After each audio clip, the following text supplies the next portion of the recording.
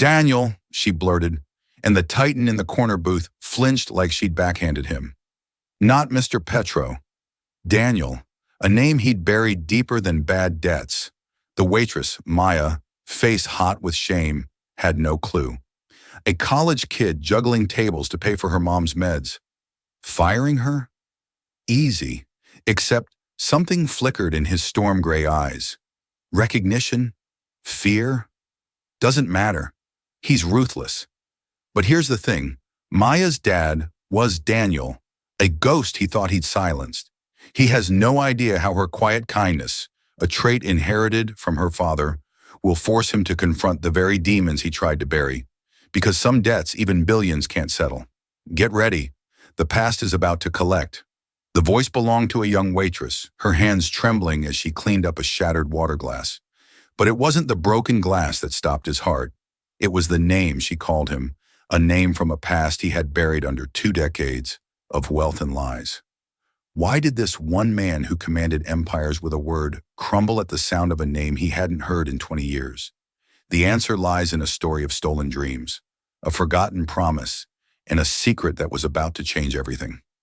The Gilded Compass was a cathedral of modern cuisine, a place where money and power convened over plates of meticulously crafted art.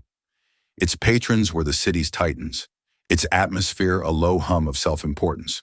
And at the apex of this world, in the most coveted corner booth, sat Adrian Petro. His suit was a whisper of dark bespoke wool. His silvering hair was perfectly styled, and his eyes the color of a winter storm. Missed nothing. He was dissecting a proposal from his top executive, Genevieve Dubois, his expression an unreadable mask of cool calculation. For Adrian, dinner wasn't for pleasure. It was another battlefield. His concentration was absolute until a faint clatter followed by a sharp gasp broke the spell. A young waitress, her name tag reading Maya, had fumbled a tray while refilling his water. Glass and ice skittered across the polished marble floor, a chaotic intrusion into his ordered world. Instantly, the floor manager was gliding over his face a thundercloud. "I am so terribly sorry, Mr. Petro," he began, his voice dripping with apology. Maya, her face flushed with a humiliating heat, knelt to pick up the larger shards of glass. I'm so sorry, sir. It slipped." "Please forgive me." She looked up, her wide brown eyes filled with genuine panic. She was a student at the city college, and this job paid for her mother's medication and her tuition. Getting fired was not an option. Adrienne waved a dismissive hand at the manager. "It's fine. It was an accident. Just clean it up." His voice was low and clipped the voice of a man unaccustomed to being disturbed by such trivialities. But as Maya gathered the last piece of glass, a rogue ice cube melted against her knee, and she flinched, looking up at the formidable man in the booth. A strange, fleeting sense of familiarity washed over her. It was something in the stern set of his jaw, the intensity in his gaze. It reminded her of the one faded photograph she had of her father. A wave of nervous energy made her tongue clumsy. "My apologies again, Mr. Daniel," she stammered, the name tumbling out before she could stop it. It was her father's name, a name that was a constant, bitter-sweet presence in her mind. The word hung in the air like a gunshot. The manager froze mid-bow. Genevieve Dubois, who had been silently observing, looked up from her tablet, her eyebrows knitting together in confusion. But it was Adrian Petro who had the most profound reaction. The steel mask he wore didn't just crack, it disintegrated. The blood drained from his face, leaving his skin a ghastly pale gray. The pen in his hand slipped from his fingers, clattering onto his plate with a sharp clink. His eyes, which had been assessing billion-dollar deals moments before, were now wide, fixed on Mir with an expression of raw, unadulterated shock. He wasn't just surprised. He looked like he had seen a ghost. He didn't breathe. He didn't move. The entire bustling restaurant seemed to fade into a silent, distant roar in his ears. The name Daniel, a key to a locked room in his soul, a room he had bricked up and had sworn never to visit again. And this girl, this complete stranger, had just hammered a hole straight through the wall. "What? What did you just call me?" He finally managed to ask, his voice an unrecognizable whisper. It was stripped of all its authority, all its cold command. It was the voice of a man completely undone. Maya's own blood ran cold. The gravity of her mistake crashed down on her. She had used the wrong name, a name that had clearly caused some seismic disturbance in this powerful man. "I'm so sorry, sir," she stammered, scrambling to her feet. "I don't know why I said that. My father, his name was Daniel. I must have. I'm so sorry, Mr. Petro." But her apology didn't register. Adrian was still staring his mind a whirlwind of memories he had fought for 2 decades to suppress. The smell of solder and ozone in a cramped garage, the wild, brilliant excitement in another man's eyes, the crushing weight of a terrible choice. "Get out," he rasped, not to Mir, but to the manager and his own executive. "Sir?" the manager asked, bewildered. "Now!" The word was a roar, a raw crack of thunder that made everyone within earshot jump. The manager practically scurried away, pulling a terrified mare with him. Genevieve, her composure shaken, hesitated for a moment, her gaze darting between her boss's ashen face in the retreating form of the waitress. Then, with a quiet nod, she gathered her things and left the booth. Adrian Petro was alone. He slumped back against the plush leather, his hands trembling violently. He stared at the spot where the girl had stood, his multi-billion-dollar empire, his carefully constructed life, his very identity all feeling as fragile and transparent as the glass she had just shattered on the floor. The ghost had a name, and now it seemed it had a daughter.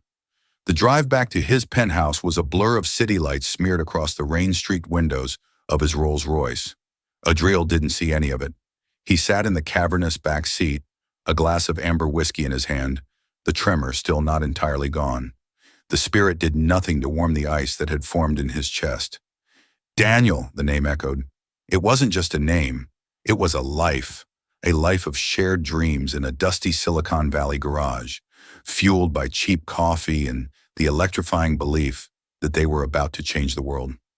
Daniel Rodriguez, his partner, his best friend, the true genius behind the core algorithm that had become the foundation of Ethelgard innovations. "Genevieve." Adrian's voice was rough when his executive finally answered his call. "I need you to do something for me. Off the books. Utmost discretion." "Of course, Adrian. What is it?" Genevieve's voice was steady, the epitome of professionalism, but he could hear the undercurrent of concern. She had never seen him lose his composure like that. "The waitress at the Gilded Compass. Her name is Maya." He paused, the name feeling foreign and dangerous on his tongue. "Maya Rodriguez. I want to know everything. Where she lives, where she studies her family, her financial situation, her history, everything. I want a complete field on my desk by morning." "Rodriguez?" Genevieve repeated, a flicker of recognition in her tone. "As in, don't ask questions, Genevieve. Just do it," he snapped, then immediately regretted his harshness. "Please, it's important. It will be done," she said softly, and the line went dead. Adrian leaned his head back against the cool leather, closing his eyes. The past wasn't buried. It had only been sleeping. Meanwhile, in a cramped but clean apartment across town, Maya Rodriguez was reliving her own nightmare. Her hands shook as she recounted the story to her mother, Maria, who sat at their small kitchen table, her fingers methodically shelling peas into a bowl. Maria's face was lined with the quiet exhaustion of a woman who had worked 2 jobs for most of her life, her hands gnarled with early onset arthritis. "And then I called him Daniel Mama. I don't know what came over me. He looked like he was going to have a heart attack. I'm going to be fired. I know it." Maya paced the small linoleum floor, her anxiety a palpable thing. Maria paused her work, looking at her daughter with gentle, tired eyes. "Mija, it was a mistake, a slip of the tongue. This man, he is rich, but he is still a man." Perhaps the name reminded him of someone, but the way he looked at me, Maya shuddered. It was more than that. It was violent, like I'd struck him. She stopped pacing and sank into the chair opposite her mother. "It's just sometimes I miss Papa so much. The name is always right there, you know." Maria reached across the table and covered Maya's hand with her own. "I know, my love. I know Daniel Rodriguez was a phantom in their lives, a man of immense warmth and brilliance who had been snatched away from them 20 years ago. Maya was only 5 when he died. Her memories were fragmented like sun-drenched snapshots. The scent of his workshop that smelled of metal and rain, the rough feel of his cheek against hers, the deep rumbling laugh that could make the whole room feel safe. Her mother told her stories of his genius of the groundbreaking data compression algorithm he was developing. He and his partner were on the verge of a breakthrough. She'd said, a breakthrough that would have changed their lives forever. Then came the accident, a single car crash on a winding coastal road during a storm. The police report was simple: lost control. No foul play suspected. His partner, a young, ambitious man whose name Maria could never quite recall. Adam, or something like that, she'd say, had delivered the news. He'd been devastated, she remembered. He paid for the funeral and then disappeared from their lives, along with all of Daniel's research notes and prototypes which he'd claimed were necessary to preserve his legacy. They never saw a penny. The legacy never materialized. They were left with nothing but grief and a mountain of questions. I wish I knew more about him. Mama, Maya whispered, tracing the wood grain of the table, about his work, about his partner. Maria sighed, a sound heavy with old sorrow. It was a lifetime ago, Maya. Your father was a dreamer. Perhaps his partner realized the dream was impossible without him. We had to move on. We had to survive. Survival had been their reality ever since. And now Maya feared even that was in jeopardy because of a single inexplicable slip of the tongue. She had no idea that on the other side of the city, the man she had terrified was staring at an old digitized photograph on his 30-inch monitor. A picture of two young men, grinning arms slung around each other, standing in front of a garage with a hand-painted sign that read, DA Innovations. Daniel and Adrian. The file Genevieve had compiled was thorough, and it was a dagger in Adrian's heart. Maya Rodriguez, age 25, star art history student at City College, top of her class, working 30 hours a week at the restaurant to support her mother, Maria Rodriguez, who suffered from a chronic respiratory condition. Their apartment was heavily mortgaged. A recent hospital bill for Maria was 3 months overdue. It was a life of struggle, a world away from his own. It was the life Daniel's family was forced to live, while he, Adrian, lived in a palace built on Daniel's dream. The guilt was a physical thing, a crushing weight on his chest that made it hard to breathe. He had told himself so many lies over the years that Daniel would have wanted him to succeed, that the investors had forced his hand, that he had done what he had to do to ensure the technology saw the light of day. But looking at the pale, worried face of Daniel's daughter in a candid photo, all those lies turned to ash in his mouth. He had not just stolen an algorithm, he had stolen a future, their future. The day after the incident, Maya went to work with a knot of dread in her stomach, fully expecting to be handed a pink slip. She spent the entire morning avoiding the floor manager, her heart leaping into her throat every time he looked in her direction. But the summons never came. The day passed, then another. It was as if the horrifying encounter with Adrian Petrov had never happened. It was unnerving. A week later, a letter arrived at their apartment. It was from the hospital. Maya opened it with trembling fingers, expecting another harsh collections notice. Instead, she stared at the single sheet of paper in disbelief. Her mother's outstanding bill, a sum of nearly $10,000 that had haunted their sleep for months, had been paid in full. An anonymous donation, the letter stated, was made to the hospital's Compassionate Care Fund and specifically allocated to cover this account. "Mama, look," Maya cried, tears welling in her eyes as she showed the letter to her mother. Maria read it, then read it again, her hand flying to her mouth. Diosma, a miracle. An angel must have been watching over us. Maya felt a surge of overwhelming relief, but a tiny seed of suspicion was planted in her mind. An anonymous donation. Just days after her bizarre encounter with one of the richest men in the world. It felt too convenient, too much like a coincidence. But the idea was so outlandish, she quickly dismissed it. Who was she to question a miracle? 2 weeks after that, another letter arrived, this one from the dean's office at her college. It informed her that she had been selected as the sole recipient of the newly established Phoenix Legacy Scholarship for the Arts. It was a full-ride scholarship covering her tuition books and living expenses for the remainder of her degree.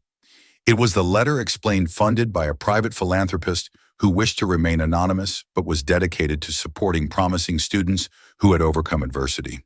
This time, the feeling of disbelief was mixed with a profound sense of unease.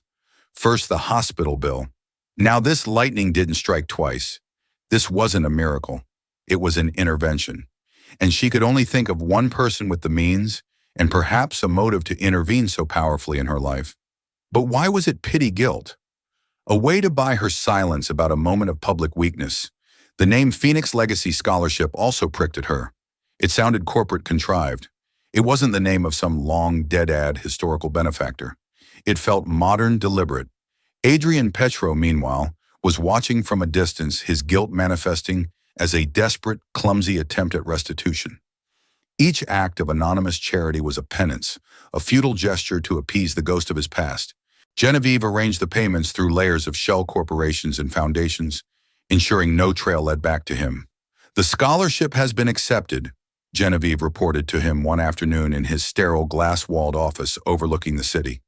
"The mother's medical bills are cleared. I've also arranged for a top specialist to coincidentally have an opening and for their insurance to suddenly cover the full consultation." Adrian stared out the window, his reflection a faint ghost-like image against the skyline he had conquered. "Is she? Is the girl okay?" "Her academic advisor says she's relieved but also confused," Genevieve answered carefully. "She's a smart young woman, Adrian. She knows this isn't random luck." "It's the best I can do," he said, his voice tight. "I can't approach her. I can't explain. What would I even say? Hello, I'm the man who built an empire on your father's stolen work while your family struggled to survive." The words were bitter, laced with 2 decades of self-loathing. Genevieve had been with him for 15 of those years. She had always known there was a shadow in his past, a closed door in his history before he became Adrian Petro. She knew he'd changed his name, that he'd come from nothing, but she had never known the specifics. Now, seeing the raw guilt etched on his face, she began to understand the true weight of the secret he carried. "Perhaps money isn't what she needs," Genevieve suggested softly. "Perhaps what she needs is the truth." Adrian turned from the window, his eyes flashing with a familiar cold fire. It was a defense mechanism. The truth. The truth would destroy everything. The company, the shareholders, my entire life. And what would it give her? A story for the tabloids and a check from a lawsuit. I am giving her a future that is more valuable than some painful, pointless truth. But even as he said it, he knew he was lying. He was protecting himself, not her. The anonymous gifts were not for Maya's benefit. They were for his. They were an anesthetic for his conscience, a way to keep the ghost at bay. But the ghost was no longer just a memory. It had a face now. It had Mir's eyes. And he was beginning to realize that all the money in the world couldn't buy his way out of this reckoning. He was drawn to her not just by guilt, but by a desperate, inexplicable need to see the daughter of the man he had wronged, to see if any of Daniel's light shone through in her. It was a dangerous, self-destructive impulse, and he knew he wouldn't be able to resist it for long. The urge became an obsession. Adrian found himself unable to focus the meticulously ordered world of Athelgard innovations, feeling hollow and meaningless. His mind kept drifting back to Maya, to the cascade of coincidences he had engineered in her life. He needed to see her again, not as a powerful billionaire in a restaurant, but as something else. He wasn't sure what. He knew returning to the Gilded Compass was too risky. Instead, he had Genevieve find out her schedule, her habits. He learned she spent her afternoons studying in the vast sunlit atrium of the City Art Museum, a place she could lose herself in beauty and history away from the cramped confines of her apartment. It was there he chose to make his move. He dressed down for him in a simple cashmere sweater and tailored trousers, leaving his usual entourage behind. He walked into the museum, an institution to which he was a major donor, and for the first time felt like an intruder. He found her easily sitting on a bench in the sculpture garden, a heavy textbook open on her lap, a notebook beside her filled with elegant, precise handwriting. The sun caught the highlights in her dark hair, and her expression was one of intense concentration. For a moment, he just watched a knot of something unidentifiable, longing, regret, fear tightening in his stomach. She looked so much like Daniel when he was deep in thought, that same focused intensity that seemed to block out the rest of the world. Taking a breath, he walked over his footsteps, echoing softly on the stone. He stopped a few feet from her bench. "Excuse me," he said, his voice quiet, measured. Maya looked up, startled. Her eyes widened in immediate recognition. It was him, the man from the restaurant. Her heart began to hammer against her ribs. All her suspicions about the anonymous charity came rushing back with dizzying force. "Mr. Petrov," she said, her voice barely a whisper. She instinctively started to gather her books, a flight response kicking in. "Please don't go," he said quickly, holding up a hand. I wanted to apologize." Maya paused, her guard still up. "Apologize for what?" "For my behavior at the restaurant. It was inexcusable. You startled me, that's all. It was no reason to be so rude. I hope I didn't cause you any trouble with your employer." His delivery was smooth rehearsed. Maya relaxed slightly, though the knot of suspicion remained. "No, sir, it's forgotten." "Good," he said, though his gaze was still intense, searching her face for something. "I was also told my foundation that a promising art history student at City College had recently received our Phoenix Legacy Scholarship." He feigned a mild, pleasant surprise. "I believe that was you, Maya Rodriguez." Maya's spine stiffened. So it was him. This was no coincidence. This was a calculated encounter. "Yes," she said, her voice cool. "It was in the hospital bill." Adrian had the grace to look momentarily taken aback by her directness. He hadn't expected her to connect the dots so brazenly. He recovered quickly. "My foundation makes many anonymous donations. We hear of people in need and we help. It's what we do." "Why me, Mr. Petro?" Maya asked, her eyes narrowing. She wasn't some damsel in distress to be rescued by a mysterious benefactor. She was a woman who understood that in this world nothing came for free. "What is it that you want?" He was struck by her fire, her refusal to be intimidated. Daniel had had that same fire. Adrian found himself abandoning his carefully prepared script. "I don't want anything," he said, and for the first time, his voice held a note of raw honesty.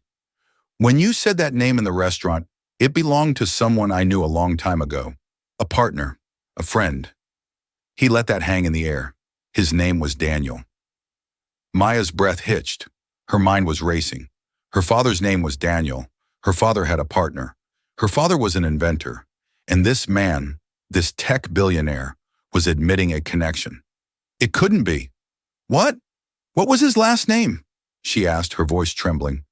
Adrian hesitated. This was the precipice, telling her the full truth was impossible, but he couldn't back away now.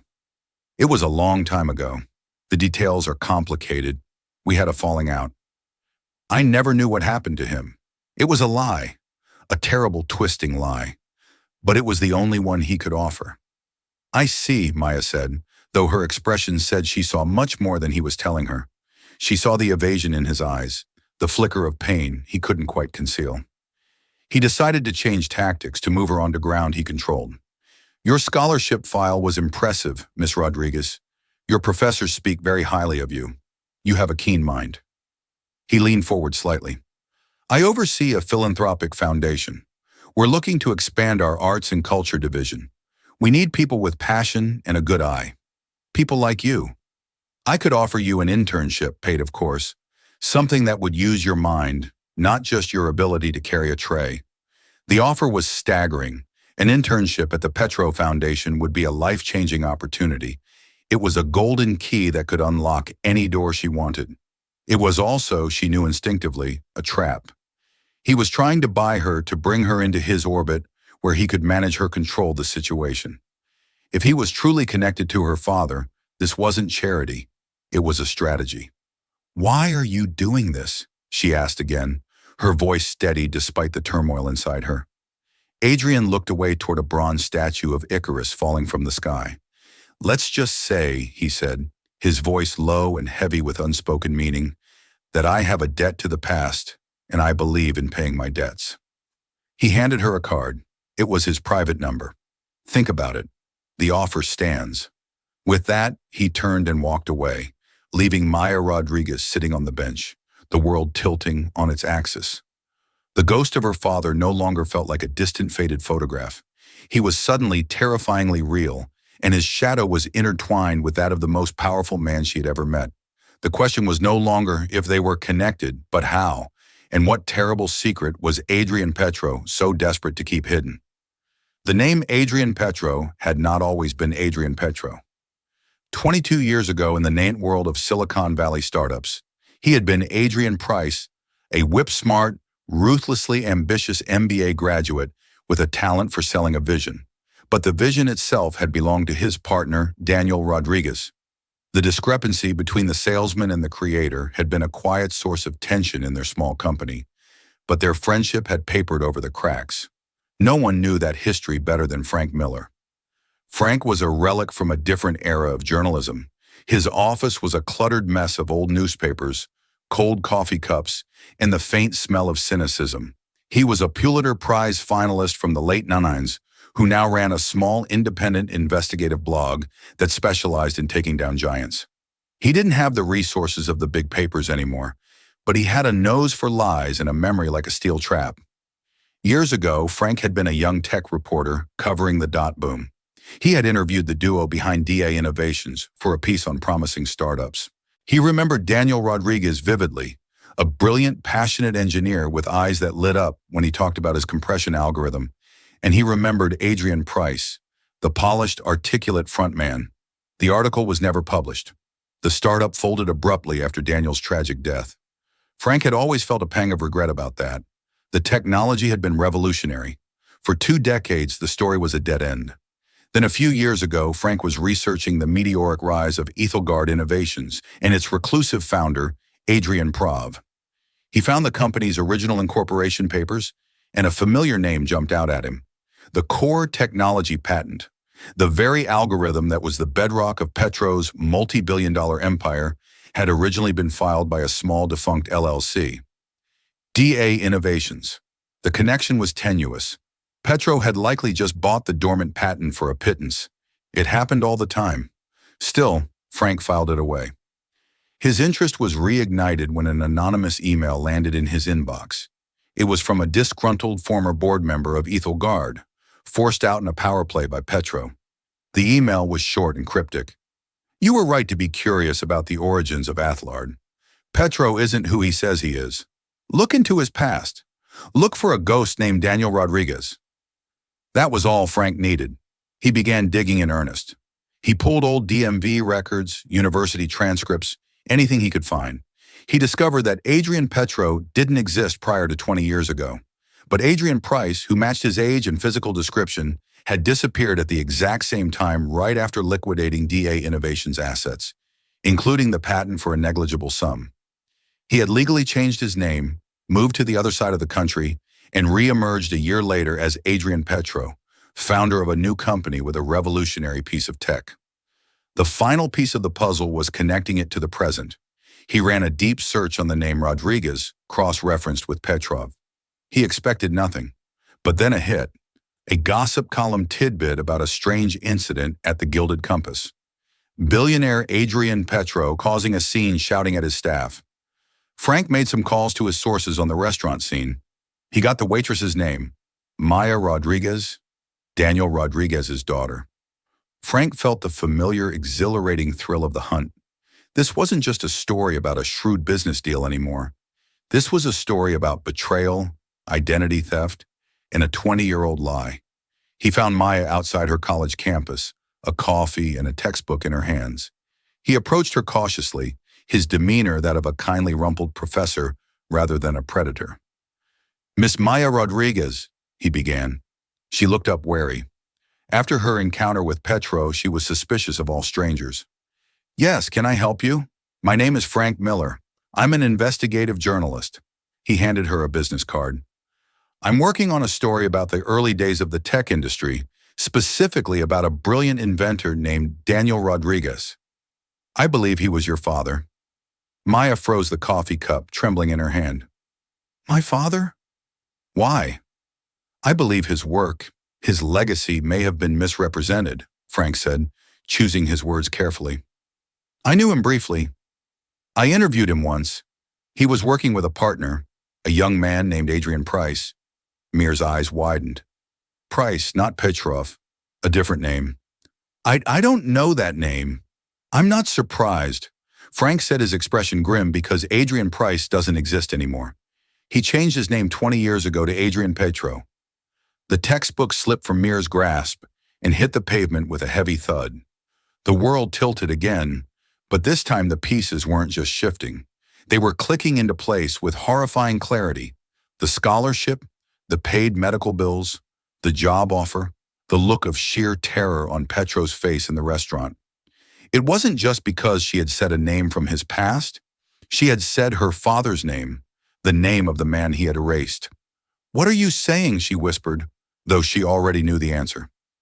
"I'm saying," Frank said, his voice low and serious, "that Adrian Petro's entire empire is built on your father's invention, and I think he has been lying about it and about his own identity for a very long time. The question is, what else is he lying about?" Frank's last question hung in the air, sinister and heavy. Maya thought of the official story of her father's death. A simple car accident, no foul play, a story delivered to her grieving mother by the man who now called himself Adrian Petro. A cold, terrible dread, darker than any she had ever known, began to seep into her bones. The secret was no longer just about a stolen invention. It was now about a stolen life. The conversation with Frank Miller lit a fire in Mir. The grief she had carried her whole life, a soft, melancholic ache, was now forged into a sharp, cold anger. She wasn't just the daughter of a ghost anymore. She was his avenger. She declined Adrian's internship offer via a curt professional email, an act of defiance that felt both terrifying and empowering.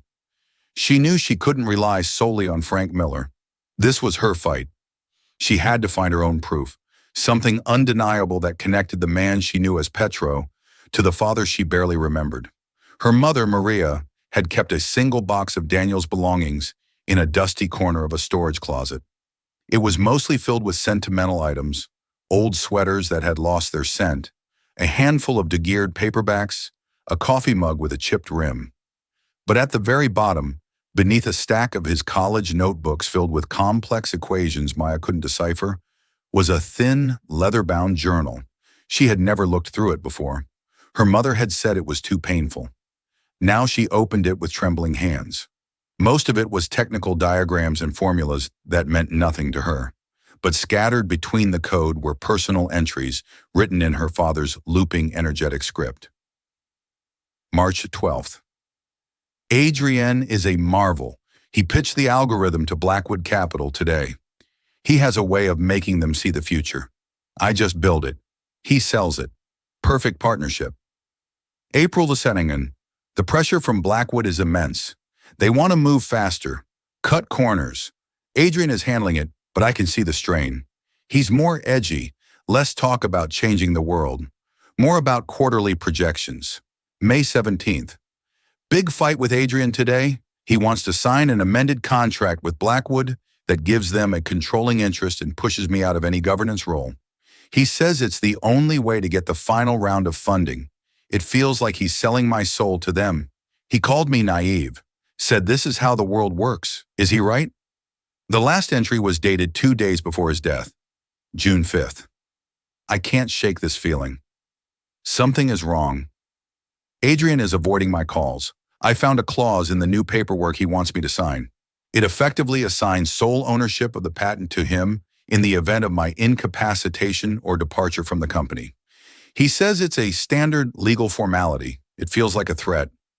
I'm driving up the coast tomorrow to meet him at his rental to sort this out once and for all, face to face. Maya's blood ran cold. Driving up the coast tomorrow to meet him. He had been driving to meet Adrian on the very day he died. The accident was no longer a random tragedy. It was now a terrifyingly convenient event for the man who stood to gain everything from it. She needed more. She remembered her mother mentioning that Adrian Price had handled everything after the funeral. He had come to their old house and collected all of her father's research, all his prototypes. He had claimed he was preserving Daniel's legacy. He had been erasing the evidence. Driven by a cold fury, Mia took a leave of absence from her studies and her job, using the first of the Phoenix Legacy Scholarship Funds to hire a private data recovery specialist. She gave him the one piece of hardware she'd found in the box, an old brick-like external hard drive from the late 90s. Daniel had labeled it Project Sparrow Backup. While she waited, she met with Genevieve Dubois. She called Adrian's direct line, the number he had given her at the museum, and asked to speak with his executive assistant. Surprised, Genevieve agreed to meet her for coffee. likely assuming Maya was reconsidering the internship. They met in a neutral cafe, far from their respective worlds. "I appreciate you meeting me, Miss Dubois," Mia began, her voice steady. "Please call me Genevieve." "I was sorry to hear you wouldn't be joining the foundation," the older woman said with polished warmth. "I can't work for him," Maya stated flatly, "but I have to ask you something. You've been with him for a long time. Do you know who he was before he was Adrian Petro?" Genevieve's professional smile faltered. She chose her words with extreme care. "Adrian values his privacy. His past is his own. His past is my father's past." Maya counted, her voice dropping. "My father, Daniel Rodriguez, his partner, the man whose work your entire company is based on." Genevieve visibly palled. The truth of Mare's words hit her with the force of a physical blow. She had suspected she had pieced together fragments, but she had never heard it stated so plainly, so boldly. She saw the pain and determination in May's eyes, and her carefully constructed loyalty to Adrian began to fracture. She thought of his constant torment, his sleepless nights, the way he flinched at loud noises. She had always attributed it to the pressures of his position. Now she saw it for what it was, the haunting of a guilty man. "What do you want, Maya?" Genevieve asked, her voice barely a whisper. "The truth," Maya said. "He was supposed to meet my father the day he died. I want to know what happened on that road." Genevieve looked away, her composure crumbling. "I can't. I don't know everything, but I know that whatever happened that day, it broke him. The man you see now was forged in that fire. He's never been free of it." She leaned forward, her eyes pleading. "Be careful. The truth you're looking for. It might be more terrible than you can imagine." The day the data specialist called, Maya was sitting in her apartment, her father's journal open in front of her. "Miss Rodriguez," the man said over the phone, "we got it. It took some doing, but we recovered most of the data from the drive. There are work files, correspondence, and one audio file. It's corrupted at the end, but the first few minutes are clear. It sounds like a recorded phone call. The file name is Blackwood Final Offer." Maya's heart hammered against her ribs. "Send it to me. Send it all to me now." Minutes later, a secure link appeared in her inbox. She downloaded the file, her hands shaking so badly she could barely click the mouse. She put on her headphones, closed her eyes, and pressed play. First, she heard the familiar crackling sound of a dial-up modem, a sound from another lifetime. Then a voice, young, arrogant, confident. It was Adrian Price. "Listen, the deal is the deal," Adrian's voice said. "He's not signing. He's getting sentimental. Thinks the work is more than just a product."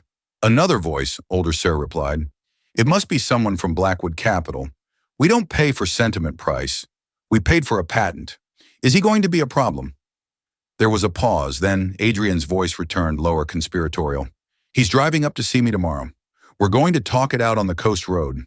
It's a nasty stretch of highway, especially if the weather turns. Things happen on that road.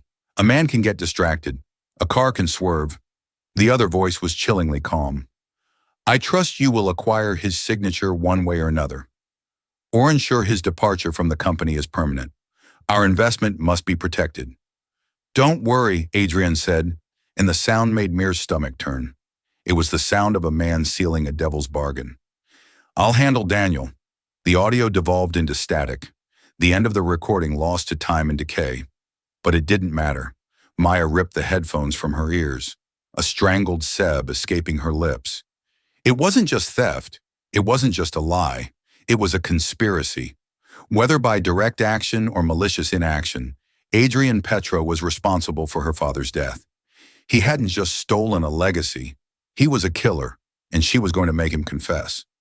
The confrontation was not going to happen in a boardroom or a lawyer's office. It had to be on her terms. Maya called Adrian's private number, her voice a cold, steady instrument she didn't recognize as her own. "It's Maya Rodriguez," she said when he answered. "We need to talk. Not about an internship, about my father." A heavy silence met her from the other end of the line. Then Adrian's voice rough with resignation. "Where? The place you were supposed to meet him?" She said the words like stones in her mouth. "Vista Point on the Old Coast Highway. Sunset." She hung up before he could reply. The drive up the coast was agonizing. Every turn in the winding road was a fresh stab of grief. This was where it happened. This was where her father's life had ended. The sky was a bruised purple and orange as the sun began to sink below the horizon, casting long, eerie shadows across the asphalt. Vista Point was a deserted turnout overlooking a sheer cliff that dropped hundreds of feet to the churning gray Pacific below. A simple guardrail was the only thing separating the road from the abyss. Adrian was already there, standing by the rail, his back to the road. He wasn't wearing his usual armor of a bespoke suit. He looked older, smaller, dressed in a simple dark coat, a man stripped of his power, waiting for judgment. Maya got out of her car, the cold sea wind whipping her hair across her face. She walked toward him, stopping a few feet away. For a long moment, neither of them spoke. The only sound, the crash of waves against the rocks below and the cry of a lone seagull. "This is where you were supposed to meet him," Maya said, her voice devoid of emotion. It was a statement, not a question. Adrian didn't turn. He just stared out at the endless water. "Yes, he never made it," she continued, her voice gaining a hard edge. "He had a car accident just a few miles from here. Lost control," the police said. "Funny how that happens." Adrian flinched, a barely perceptible tremor that ran through his body. He finally turned to face her. The mask was gone. His face was a wreck of guilt and exhaustion, his eyes haunted. "Maya, I don't." She cut him off, taking a step closer. "Don't you dare say you're sorry. I found his journal, Adrian. Or should I call you Adrian Price? I read about your fight, about the contract, about how he was coming here to confront you." She saw the flicker of panic in his eyes. He hadn't known the journal existed. "And then," she said, her voice dropping to a near whisper, "I found this." She pulled out her phone and played the audio file. The sound of his own young, ruthless voice echoed in the sea between them. A nasty stretch of highway. Things happen on that road. "I'll handle Daniel." Adrian visibly crumbled. It was as if the sound of his own damnation had severed the last string holding him together. He staggered back against the guardrail, his face ashen, his breath coming in ragged gasps. "You killed him," Maya said, the accusation raw and brutal. "Whether you ran him off the road yourself or you just let it happen, you killed him." Tears streamed down Adrian's face, the first tears he had shed in 20 years. "No," he choked out, his voice breaking. "I swear to you, I never touched him. I wouldn't have. I couldn't have." "Then what happened?" She demanded, her own tears now starting to fall hot and angry. "Tell me the truth. For once in your miserable, stolen life, tell the truth." He sank to his knees on the cold gravel, his head in his hands, the billionaire titan reduced to a broken, weeping man. "We were going to meet here," he began, his voice choked with sobs. "I was going to try and convince him to sign. The investors, Blackwood, they were threatening to sue us into oblivion, to ruin us both if we didn't give them full control of the patent. I was scared. I was young and stupid and ambitious. I thought I could make him see that it was the only way." He looked up at her, his eyes pleading. "That phone call, I was posturing, trying to sound tough for the investor. I never thought." He took a deep, shuddering breath. "I was waiting here. He was late." Then the storm rolled in, worse than anyone predicted. The rain was coming down in sheets. I got a call. It was the highway patrol. There had been an accident down the road. A car matching Daniel's had gone through the guardrail further down the pass where it was weaker. They said he couldn't have survived the fall. He squeezed his eyes shut, the memory as vivid as if it were yesterday. And my first thought, my very first god-awful thought, was not grief. It was relief. The problem was solved. The patent was mine. The investors were happy. I was free. The confession was uglier than anything Mayer could have imagined. He hadn't been a murderer in action, but he had been one in his heart. He had wished her father gone, and the universe had complied. "I went to your mother," he continued, his voice thick with shame. "I lied. I played the part of the grieving friend. I took his research, his notes, and I ran. I changed my name, buried Adrian Price, and used Daniel's genius to build my world, telling myself every single day that I was honoring his legacy. But I wasn't. I was desecrating his memory. Every dollar I made, every building I put my name on, it's all been poison. I haven't had a single peaceful night's sleep in 20 years. He looked at Maya, his face a mask of utter self-loathing. I didn't kill your father, Maya. My greed and my ambition did. I let him die. I profited from his death. In the eyes of God, there is no difference. The wind howled around them, a mournful cry from the sea. Maya stood over him, the audio file on her phone, the journalist's evidence, the journal enough to destroy him utterly. She could send him to prison, not for murder, but for the corporate fraud, the conspiracy, the lies that had led to this moment. She could strip him of his empire and leave him with nothing. But as she looked at the broken man at her feet, she saw not a monster, but a pathetic, hollowed-out shell haunted by a ghost of his own making. Destroying him wouldn't bring her father back. It wouldn't erase the 20 years of struggle she and her mother had endured. A different kind of justice began to form in her mind. A justice her father, the brilliant, compassionate dreamer, might have wanted. "Get up," she said, her voice hard as steel. "Crying on your knees changes nothing. Your reckoning is just beginning." Adrian looked up, confused. "What? What are you going to do?" "You're not going to jail," she said, and a flicker of hope crossed his face, which she immediately extinguished. "That would be too easy. You're going to live with this, and you are going to pay, not with anonymous checks or guilty job offers. You are going to give my father back his name." The story of Adrian Petro didn't end with a dramatic courtroom battle or a scandalous headline, though Frank Miller was furious when Mia refused to give him the final damning evidence. Instead, it ended with a press conference that shook the tech world to its core. Adrian Petro, flanked by his lawyer and a silent, poised Maya Rodriguez, publicly confessed. He told the world that the foundational technology of Ethalgard Innovations was the sole creation of his late partner, Daniel Rodriguez. He announced the renaming of the company's immensely profitable R&D division to the Daniel Rodriguez Institute for Innovation. Furthermore, 50% of the company's shares were transferred into a trust controlled by Mir, not as a payout, but as rightful ownership. He didn't confess to the conspiracy, but in admitting the theft of his legacy, he admitted to the theft of his life. Adrian Petro kept his freedom, but lost his soul's prison. He was forced to live every day in the shadow of the man he betrayed his name, now forever. A footnote to Daniel Rodriguez's genius. For Maya, it wasn't about the money. It was about seeing her father's name in lights, his picture in textbooks, his genius finally acknowledged. She had reclaimed a stolen legacy not for revenge, but for remembrance. Justice, she learned, isn't always about punishment.